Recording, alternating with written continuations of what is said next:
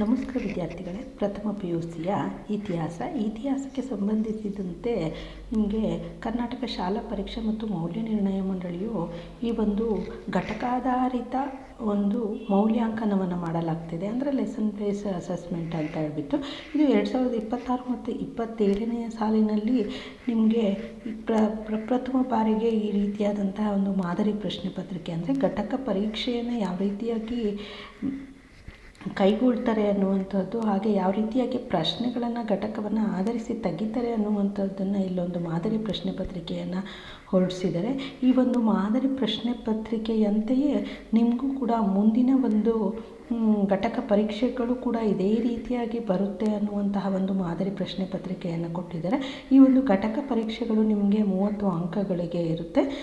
ಸಮಯ 1 ಗಂಟೆ ಸಮಯ ಆಗಿರುತ್ತೆ. ಇನ್ನು ಒಟ್ಟು ಪ್ರಶ್ನೆಗಳ ಸಂಖ್ಯೆ 15 ಒಳಗೊಂಡಿರುತ್ತೆ. ಈ ಒಂದು ಘಟಕ ಪರೀಕ್ಷೆ ಅಂದರೆ ಮೊದಲನೆಯ ಘಟಕ ಪರೀಕ್ಷೆ ಎಷ್ಟು ಅಧ್ಯಾಯಗಳನ್ನು ಒಳಗೊಂಡಿರುತ್ತೆ ಅಂದರೆ 3 ಅಧ್ಯಾಯಗಳನ್ನು ಒಳಗೊಂಡಿರುತ್ತೆ. ಈ 3 ಅಧ್ಯಾಯಗಳಿಗೆ ಸಂಬಂಧಿಸಿದಂತೆ ಯಾವ ರೀತಿಯಾಗಿ ಪ್ರಶ್ನೆಗಳನ್ನು ಕೇಳಲಾಗುತ್ತೆ ಅನ್ನುವಂಥದ್ದನ್ನು ಇಲ್ಲಿ ಮಾದರಿಯಾಗಿ ನಿಮ್ಮವನ್ನು ಕರ್ನಾಟಕ ಶಾಲಾ ಪರೀಕ್ಷೆ ಮತ್ತು ಮೌಲ್ಯ ನಿರ್ಣಯ ಮಂಡಳಿಯವರು ಹೊರಡಿಸಿರುವಂತಹದ್ದನ್ನು ಇಲ್ಲಿ ನೋಡ್ತಾ ಹೋಗೋಣ. ನೋಡಿ, ಸೂಚನೆಯನ್ನು ಕೊಟ್ಟಿದ್ದಾರೆ.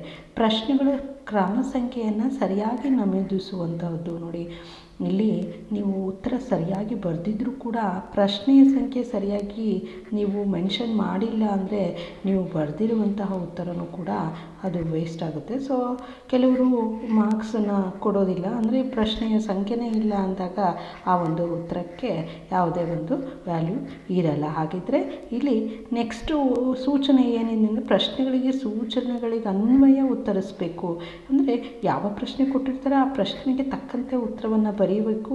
ಹಾಗೆ ಆ ಒಂದು ಅಂಕಗಳಿಗೆ ತಕ್ಕಂತೆಯೇ ಉತ್ತರವನ್ನು ಬರೀಬೇಕಾಗುತ್ತೆ. ಸೊ 1 ಅಂಕಗಳಿಗೆ ಕೇಳಿದಾಗ 2-3 ಅಂಕಗಳಷ್ಟು ಉತ್ತರ ಬರೆಯೋದು, ಹಾಗೆ 2 ಅಂಕಗಳಿಗೆ ಕೇಳಿದಾಗ 1 ಅಂಕದಷ್ಟು ಉತ್ತರ ಬರೆಯೋದು, ಅಥವಾ 5 ಅಂಕಗಳಷ್ಟು ಉತ್ತರ ಬರೆದ್ರೆ ಅವರು ಹೆಚ್ಚಿನ ಅಂಕಗಳೇನು ಕೊಡೋಲ್ಲ. ಎಷ್ಟು ಅಂಕಗಳನ್ನು ಆ ಒಂದು ಪ್ರಶ್ನೆಗೆ ಫಿಕ್ಸ್ ಮಾಡಿರ್ತಾರಲ್ಲ ಅಷ್ಟೇ ಉತ್ತರವನ್ನು ಕೊಡ್ತಾರೆ.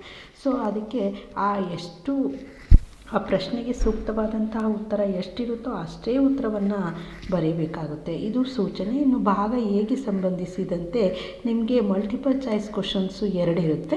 ಹಾಗೆ ಬಿಟ್ಟ ಸ್ಥಳವನ್ನು ತುಂಬುವಂಥದ್ದು ಕೂಡ 2 ಇರುತ್ತೆ. ಹಾಗೆ ಮ್ಯಾಚ್ ದ ಫಾಲೋಯಿಂಗು ಕೂಡ 3 ಪ್ರಶ್ನೆಗಳನ್ನು ಕೊಟ್ಟಿರುತ್ತೆ. ಇನ್ನು 1 ಅಂಕಗಳಿಗೆ 2 ಪ್ರಶ್ನೆಗಳು ಇರುತ್ತೆ. ಹಾಗೆ ಇಲ್ಲಿ ನಾವು ನೋಡ್ತಾ ಹೋಗೋಣ. ಮೊದಲನೆಯ ಒಂದು ಮೇನು ಅಂದರೆ ಭಾಗ ಎಗೆ ಸಂಬಂಧಿಸಿದಂತೆ ಕೆಳಗಿನವುಗಳಿಗೆ ಕೊಟ್ಟಿರುವ ಆಯ್ಕೆಗಳಲ್ಲಿ ಸೂಕ್ತವಾದ ಉತ್ತರವನ್ನು ಆರಿಸಿ ಬರೆಯಿರಿ ಅಂತ ಕೊಟ್ಟಿದ್ದಾರೆ. ನೋಡಿ, ಹಿಸ್ಟೋರಿಯ ಪದದ ಅರ್ಥ ಏನು ಅಂತ ಕೇಳಿದರೆ ಇಲ್ಲಿ ಕೊಟ್ಟಿರುವಂತಹ ಆಯ್ಕೆಗಳಲ್ಲಿ ಮೊದಲನೆಯ ಒಂದು ಆಯ್ಕೆಯಾದಂತಹ ಹಿಸ್ಟೋರಿಯ ಪದದ ಅರ್ಥ ಏನು ಅಂದರೆ ವಿಚಾರಣೆ ಅಥವಾ ತನಿಖೆ ಅಂತ ಹೇಳ್ಬಿಟ್ಟು.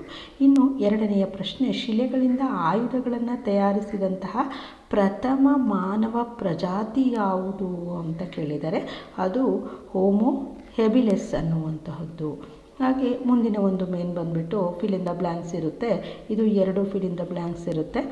ಅವುಗಳಲ್ಲಿ ನೋಡ್ತಾ ಹೋಗೋಣ. ಅರ್ನಾಲ್ಡ್ ಟಾಯ್ನ್ಬಿ ಅವರ ಕೃತಿ ಯಾವುದು ಅಂತ ಕೇಳಿದರೆ ಎ ಸ್ಟಡಿ ಆಫ್ ಹಿಸ್ಟರಿ ಅನ್ನುವಂಥದ್ದು. ಇನ್ನು ಗುಹೆಗಳನ್ನು ಆಶ್ರಯಿಸಿದಂತಹ ಮೊದಲ ಮಾನವ ಯಾರು ಅಂದರೆ ಅದು ನಿಯಾಂಡರ್ ಅಂತ ಹೇಳ್ಬಿಟ್ಟು. ಇನ್ನು ಕೆಳಗಿನವುಗಳನ್ನು ಹೊಂದಿಸಿ ಬರೆಯಿರಿ ಅಂತ ಕೇಳಿದರೆ ನೋಡಿ, ಹೆರೋಡೋಟಸ್ ಅಂದು the history of Persian wars ಅನ್ನುವಂಥದ್ದು. ಹಾಗೆ ಚಾರ್ಲ್ಸ್ ಡಾರ್ವಿನ್ ಅಂದು ದ ಒರಿಜಿನಲ್ ಆಫ್ ಸ್ಪೀಸಸ್ ಅನ್ನುವಂಥದ್ದು. ಹಾಗೆ ಕಾರ್ಲ್ ಮಾರ್ಕ್ಸ್ ಅಂದು ದಾಸ್ ಕ್ಯಾಪಿಟಲ್ ಅನ್ನುವಂಥದ್ದು. ಇನ್ನು ಮುಂದಿನ ಬಂದುಬಿಟ್ಟು 2 ಅಂಕದ ಪ್ರಶ್ನೋತ್ತರಗಳಾಗಿರುತ್ತೆ. ಇಲ್ಲಿ 2 ಅಂಕಗಳಿಗೆ ಇರುತ್ತೆ. ಒಂದೊಂದು ಪ್ರಶ್ನೆಗೆ 1 ಅಂಕ ಇರುತ್ತೆ. 2 ಪ್ರಶ್ನೆಯನ್ನು ಕೊಟ್ಟಿದ್ದಾರೆ. ನೀವು 2 ಅಂಕ ಇರುತ್ತೆ. ಹಾಗಿದ್ರೆ 1 ಅಂಕದ ಪ್ರಶ್ನೆಗೆ ಉತ್ತರವನ್ನು ನೋಡೋಣ. ಇಲ್ಲಿ ಇತಿಹಾಸಕ್ಕೆ ಸಂಬಂಧಿಸಿದಂತೆ JB ಬ್ಯೂರಿಯವರ ವ್ಯಾಖ್ಯೆಯನ್ನು ಬರೆಯಿರಿ ಅಂತ ಕೇಳಿದ್ದಾರೆ. ಇತಿಹಾಸಕ್ಕೆ ಸಂಬಂಧಿಸಿದಂತೆ JB ಬ್ಯೂರಿಯವರ ವಾಕ್ಯ ಏನು ಅಂದರೆ ಇತಿಹಾಸವು ಒಂದು ವಿಜ್ಞಾನ, ಅದು ಹೆಚ್ಚೂ ಅಲ್ಲ ಹಾಗೆ ಕಡಿಮೆಯೂ ಅಲ್ಲ ಅಂತ ಹೇಳ್ಬಿಟ್ಟು. ಹಾಗೆ ಹೋಮೋ ಪದದ ಅರ್ಥವೇನು ಅಂತ ಕೇಳಿದರೆ ಹೋಮೋ ಅಂದರೆ ಮಾನವ ಅಥವಾ ಮನುಷ್ಯ ಅಂತ ಹೇಳ್ಬಿಟ್ಟು. ಇನ್ನು ಭಾಗ ಬಿಗೆ ಸಂಬಂಧಿಸಿದಂತೆ ಇರುವಂತಹದ್ದು 3 ಪ್ರಶ್ನೆಯನ್ನು ಕೊಟ್ಟಿರ್ತಾರೆ. ನೀವು 2 ಅಂಕದ ಪ್ರಶ್ನೋತ್ತರಗಳು ಇವು. 3 ಪ್ರಶ್ನೆಗೆ ಉತ್ತರವನ್ನು ಬರೀಬೇಕಾಗುತ್ತೆ. ಇಲ್ಲಿ 4 ಕೊಟ್ಟಿದ್ದಾರೆ, ನೀವು 5 ಪ್ರಶ್ನೆಯನ್ನು ಕೊಟ್ಟಿದ್ದಾರೆ, ನೀವು ಕೇವಲ 3ಕ್ಕೆ ಮಾತ್ರ ಉತ್ತರಿಸಬೇಕಾಗುತ್ತೆ. ಒಂದೊಂದು ಪ್ರಶ್ನೆಯನ್ನು ಉತ್ತರಿಸಿದರೆ ನಿಮಗೆ 2 ಅಂಕ ಇರುತ್ತೆ. ಕಾರ್ಲ್ ಮಾರ್ಕ್ಸನ ಕೃತಿಗಳನ್ನು ಹೆಸರಿಸಿ ಅಂತ ಕೇಳಿದ್ದಾರೆ. ಉತ್ತರ ಕಾರ್ಲ್ ಮಾರ್ಕ್ಸನ ಕೃತಿಗಳು ಅಂದರೆ ದಾಸ್ ಕ್ಯಾಪಿಟಲ್, ಕಮ್ಯುನಿಸ್ಟ್ ಮ್ಯಾನಿಫೆಸ್ಟೋ ಅನ್ನುವಂಥದ್ದು. ಇನ್ನು ಭೂಮಿಯ ಉಗಮ ಮತ್ತು ವಿಕಸನದ ಯಾವುದಾದ್ರು 2 ಸಿದ್ಧಾಂತಗಳನ್ನು ತಿಳಿಸಿ ಅಂತ ಕೇಳಿದ್ದಾರೆ. ಅದು ತತ್ವಶಾಸ್ತ್ರ ಇಲ್ಲವೇ ಧಾರ್ಮಿಕ ಸಿದ್ಧಾಂತ, ಹಾಗೆ ವೈಜ್ಞಾನಿಕ ಸಿದ್ಧಾಂತ.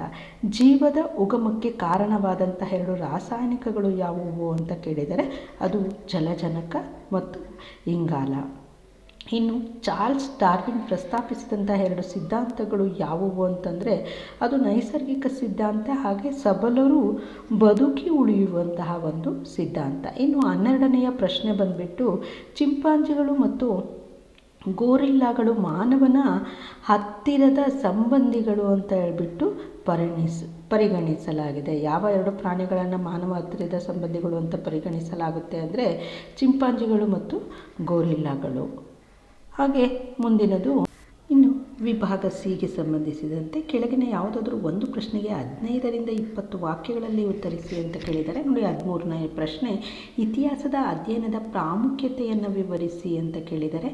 ಇತಿಹಾಸದ ಅಧ್ಯಯನ ಅನ್ನುವಂತಹದ್ದು ಬಹಳ ಮಹತ್ವವುಳ್ಳದಾಗಿದ್ದು ಬಹಳಷ್ಟು ಪ್ರಾಮುಖ್ಯತೆಯನ್ನು ಕೂಡ ಪಡೆದುಕೊಂಡಿದೆ. ಅವುಗಳು ಅಂತಂದರೆ ಇತಿಹಾಸವು ಗತಕಾಲದ ಘಟನೆಗಳಿಗೆ ಒಂದು ಸ್ಮರಣೆಯಾಗಿದೆ. ಇತಿಹಾಸವು ಧಾರ್ಮಿಕ ಸಹಿಷ್ಣುತೆಯನ್ನು ಬೋಧಿಸುತ್ತದೆ, ಹಾಗೆ ಇತಿಹಾಸವು ಸ್ಫೂರ್ತಿಯ ನೆಲೆಯಾಗಿದೆ. ಈ ಎಲ್ಲ ಅಂಶಗಳನ್ನು ಕುರಿತು ವಿವರಣೆಯನ್ನು ಬರೀಬೇಕಾಗುತ್ತೆ. ಇನ್ನು 14ನೇ ಒಂದು ಪ್ರಶ್ನೆ ಭೂಮಿಯ ಮೇಲ್ಮೈ ಹೇಗೆ ರಚನೆಯಾಯಿತು ಅನ್ನುವಂತಹದ್ದು. ಅವುಗಳು ನೋಡಿ ಏನು ಅಂತ ಬರೀಬೇಕು ಅಂದರೆ ಮೊದಲಿಗೆ ಇರುವಂಥದ್ದು ಭೂಮಿಯ ಉಗಮ ಹೇಗಾಯಿತು ಅನ್ನುವಂಥದ್ದು, ಹಾಗೆ ಭೂಮಿಯ ಮೇಲ್ಮೈ ಹೇಗಿತ್ತು ಅನ್ನುವಂಥದ್ದು, ಹಾಗೆ ವಾತಾವರಣದ ಸೃಷ್ಟಿ ಹೇಗಾಯಿತು ಅನ್ನುವಂಥದ್ದು. ಇನ್ನು ಮುಂದೆ ಈ ಎಲ್ಲ ಅಂಶಗಳನ್ನು ಕುರಿತು ವಿವರಣೆಯನ್ನು ಬರೀಬೇಕಾಗುತ್ತೆ. ಇನ್ನು 6ನೇ ಒಂದು ಮೇನ್ ಬಂದುಬಿಟ್ಟು ನಿಮಗೆ 10 ಅಂಕದ ಪ್ರಶ್ನೋತ್ತರಗಳು ಆಗಿರುತ್ತೆ. ಇಲ್ಲಿ 10 ಅಂಕದ ಪ್ರಶ್ನೆ ಅಂದರೆ ಮಾನವನ ವಿಕಾಸಕ್ಕೆ ಕಾರಣವಾದಂತಹ ಪ್ರಮುಖ ಅಂಶಗಳನ್ನು ವಿವರಿಸಿ ಅಂತ ಕೇಳಿದ್ದಾರೆ. ಅವುಗಳು ಅಂದರೆ ಮೊದಲನೇದಾಗಿ ವಾಯುಗುಣದ ಬದಲಾವಣೆಯಾದಂಥದ್ದು, ಮೆದುಳಿನ ಗಾತ್ರದಲ್ಲಿ ಯಾವ ರೀತಿಯಾಗಿ ವೃದ್ಧಿ ಆಯಿತು ಅನ್ನುವಂಥದ್ದು, ಹಾಗೆ ಆಹಾರ ಮತ್ತು ಆಶ್ರಯ ತಾಣಗಳನ್ನು ಹೇಗೆ ಮಾಡಿಕೊಂಡ್ರು ಅನ್ನುವಂಥದ್ದು, ಹಾಗೆ ದ್ವಿಪಾದದ ಚಲನೆಯನ್ನು ಹೇಗೆ ಪ್ರಾರಂಭಿಸಿದರು ಅನ್ನುವಂಥದ್ದು, ಉಪಕರಣಗಳ ತಯಾರಿಕೆ, ಭಾಷೆ, ಪಶುಪಾಲನೆ, ಕೃಷಿಯ ಆರಂಭ ಮತ್ತು ಕಲೆ, ಈ ಎಲ್ಲ ಅಂಶಗಳನ್ನು ಕುರಿತು ವಿವರಣೆಯನ್ನು ಬರೀಬೇಕಾಗುತ್ತೆ. ಇಷ್ಟು ನಿಮ್ಮ ಒಂದು ಘಟಕಾಧಾರಿತ ಮೌಲ್ಯಾಂಕನಕ್ಕೆ, ಅದು ಇತಿಹಾಸ ಪ್ರಥಮ PUC ಇತಿಹಾಸಕ್ಕೆ ಸಂಬಂಧಿಸಿದಂತಹ ಒಂದು ಪ್ರಶ್ನೆ ಪತ್ರಿಕೆಯ ಸಂಪೂರ್ಣವಾದಂತಹ ಒಂದು ಉತ್ತರ ಆಗಿತ್ತು. ಧನ್ಯವಾದಗಳು. ಹಾಗೆ ನಿಮಗೆ ಸಂಪೂರ್ಣವಾದಂತಹ ಎಲ್ಲ ಅಧ್ಯಾಯದ ಪ್ರಶ್ನೋತ್ತರಗಳು ಕೂಡ ನಿಮಗೆ ಬೇಕು ಅಂತ ಅಂದರೆ ನನ್ನ ಒಂದು ಪ್ಲೇ ಲಿಸ್ಟ್ ಇದೆ. ಅಲ್ಲಿ ಪ್ಲೇ ಲಿಸ್ಟಲ್ಲಿ ಹೋಗ್ಬಿಟ್ಟು ಪ್ರಥಮ PUCಯ ಇತಿಹಾಸ ಅನ್ನುವಂತಹ ಒಂದು ಕಂಪ್ಲೀಟ್ ಕ್ವಶನ್ ಆನ್ಸರ್ ಇರುವಂತಹ ಎಲ್ಲ ಒಂದು ಅಧ್ಯಾಯಗಳ ಪ್ರಶ್ನೋತ್ತರಗಳನ್ನು ಬರೆದಿರುವಂತಹ ಒಂದು ಪ್ಲೇ ಲಿಸ್ಟ್ ಇದೆ. ಅಲ್ಲಿ ಹೋಗಿ ನೀವು ಸಂಪೂರ್ಣವಾದಂತಹ ಅಧ್ಯಾಯಗಳ ಪ್ರಶ್ನೋತ್ತರವನ್ನು, ಹಾಗೆ ಮಾದರಿ ಪ್ರಶ್ನೆ ಪತ್ರಿಕೆಗಳನ್ನು, ಹಾಗೆ ಪಾಸಿಂಗ್ ಪ್ಯಾಕೇಜನ್ನು ಕೂಡ ನೀವು ಅಲ್ಲಿ ಪಡಿಬಹುದು. ಧನ್ಯವಾದಗಳು.